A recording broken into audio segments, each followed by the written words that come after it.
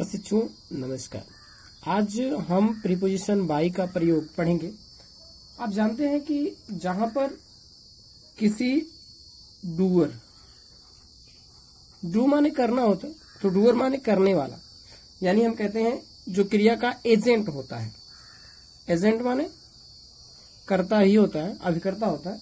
तो जो क्रिया का एजेंट होता है उसके द्वारा जब कोई कार्य किया जाता है और वह एजेंट ऑब्जेक्ट के रूप में आता है तो उसको दर्शाने के लिए प्रीपोजिशन बाई का प्रयोग किया जाता है।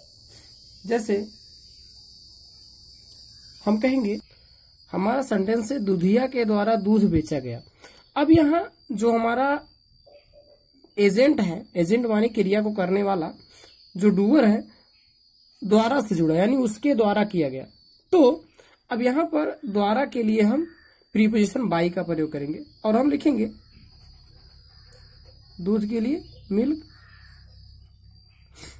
वाज सोल्ड, दूध बेचा गया। किसके द्वारा? दुधिया के द्वारा। तो हम यहाँ बाई से जोड़ देंगे, बाई द। दुधिया को क्या कहते हैं? Milk man. मिल्क मैन माने दुधिया। तो milk was sold by the milk man. तो जहां द्वारा के अर्थ में एजेंट के द्वारा जब कोई कार्य किया जाता है तो द्वारा के अर्थ में बाई का प्रयोग होता है।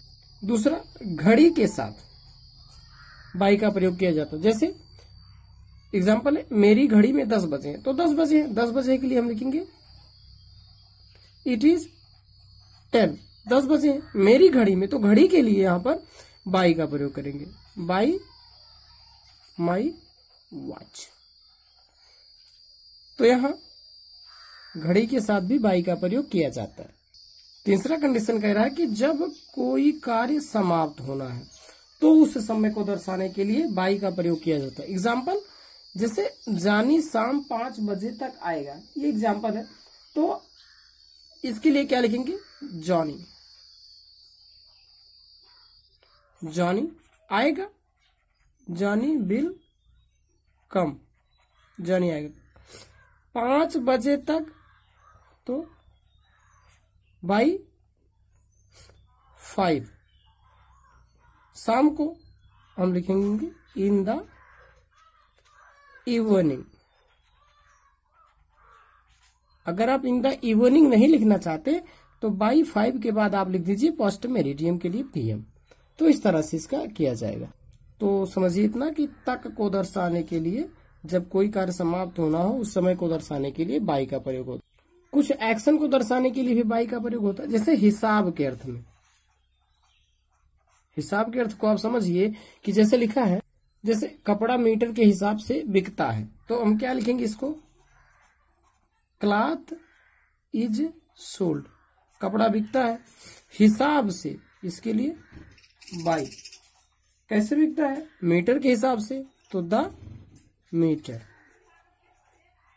हिसाब के अर्थ में भी जैसे लिखा है अगर केले दर्जन के हिसाब से बिकते हैं तो हम लिखेंगे bananas are sold by the dozen. तो हिसाब के अर्थ में बाई का प्रयोग किया जाए। सपोज करिए कबड्डी का खेल हो रहा है और कबड्डी के खेल में कोई रवि है जो आपको पकड़ लिया और आपको गर्दन से पकड़ा और आप कहना चाहते हैं रवि ने मेरी गर्दन पकड़ ली।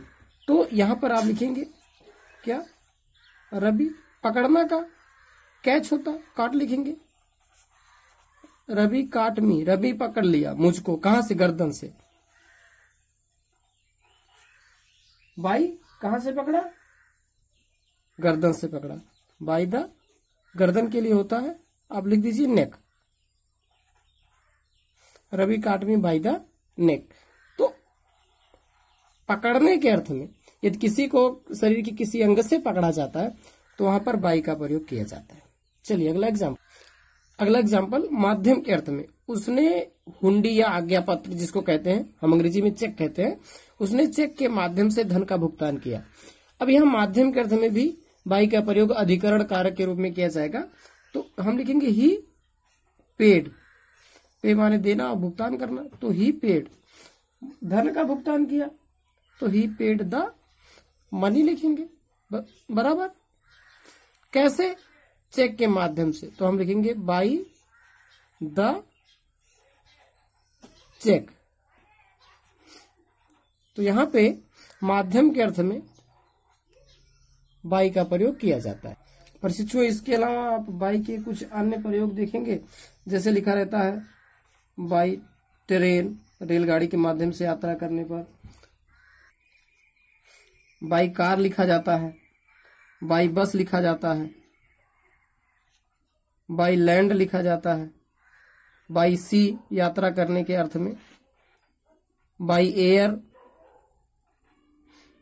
या कसम खाने में कहते हैं बाई गॉड, या फिर जाति के हिसाब से बाई कास्ट।